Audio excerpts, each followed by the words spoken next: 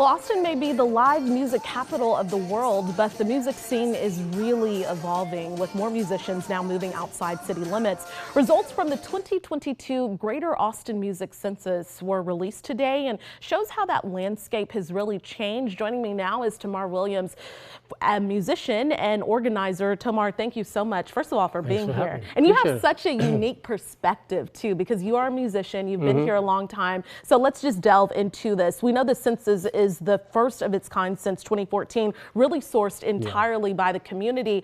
Who was involved and what were some of the key focal points? Well, we basically reached out to a lot of community, organizations, over 50 actually, and we had KUTX, even the mayor's office, and just to name a few. And basically, what we were trying to do is get our voices out there, people of color. Because I'm a board member of EQ Austin. We've been supporting people of color since we're going on 5 years now.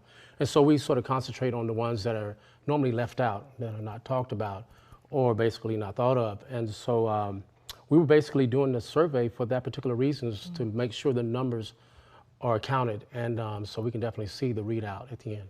Okay, and so some of the good news here, the number of music creatives has really increased in the Austin area. But what are some of the biggest challenges? And I think the biggest headline for me was just housing affordability, which we've covered so much. Yeah, I mean, I'll be honest with you. I mean, I moved in this city with my family, my brothers, and we hit the city like in mid-'80s.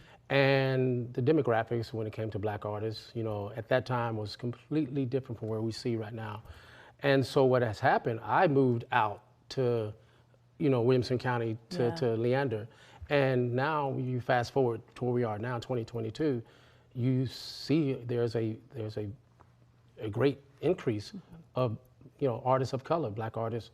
And so we moved outward now. So now we're actually in, Pflugerville, San Marcos, Caldwell County, Hayes County. So basically, now it has spread it out now to where it's at now it's an ecosystem to where it's at we have to concentrate on not just the Austin artists within Travis County, but also the surrounding counties as well. Okay, so we know that you did this survey in 2014. What are the key differences that you're seeing then and now? Well, in 2014, I mean, I did not personally take it myself, and hey, I'm sorry, but basically, we saw an increase. I mean, like I was looking at the numbers here. When it came to the Black and African American participants, we were at 3.6 in 2014, and it jumped all the way up to like 5.9 in 2022. And that makes a difference because, reaching out to those organizations or those artists that basically moved outside of Travis County, sometimes it can get a little hard trying to locate them. And we're talking about, I have a brother that he's a musician, he's an amazing musician. He stays in Caldwell County on a farm where he has a studio down there and he's raising goats and sheep and you name it, but he's doing music. So we actually kind of moved outward. So that's the difference where the demographics are completely different. Okay. And Tamar, during the pandemic, we really talked to a lot of musicians about the issues that they're facing, the challenges, affordability, again, came up a lot. So now just moving forward, what strategies are in place, maybe immediate strategies, immediate solutions that you all have to really tackle some of the issues that musicians are facing and make sure that we do remain the live music capital? Well, it's all about awareness, because actually you got to reach out to people because, I mean, a lot of musicians are not. And the challenge was not everybody is on social media. So you're not going to see that there's a music census survey. So I found myself telling other musicians, my fellow musicians, like, hey man, did you take the survey? And they're like, what are you talking about?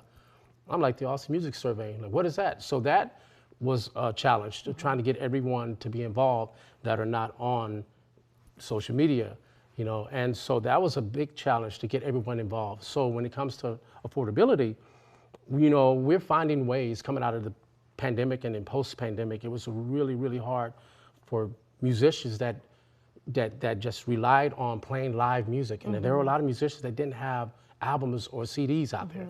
So they really made their money playing live. So when that went away, you had to find creative ways to make money. And so now coming out of the pandemic and then post-pandemic, now we're finding beautiful ways, of supporting ourselves and our families. And that's great. That's great. You know, even to the point where it's that you licensing songs, downloads. There are a lot of, you know, social sites like Netflix, Hulu that are actually utilizing songs from musicians right here in Austin. In fact, one of our songs got picked up during the pandemic. Wow. The snow apocalypse back in. And on Netflix, it was a show called Riverdale. Okay, so that was really awesome. yeah. It's really cool. So those are the ways that you can actually find other ways to be, you know, self-sufficient and make a living. Well, first of all, congratulations about that. Thanks. And then lastly, as we wrap up, and I do want to say that this report is on our website, kxan.com, but you're a musician, you've experienced this. What can the community do to help you all?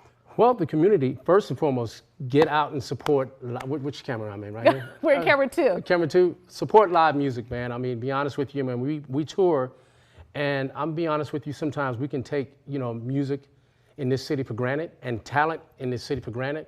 And so when you come back here, you know, you would like to see people just want to get involved in supporting live music. So that, coming from a musician, we want to see faces out in the crowd.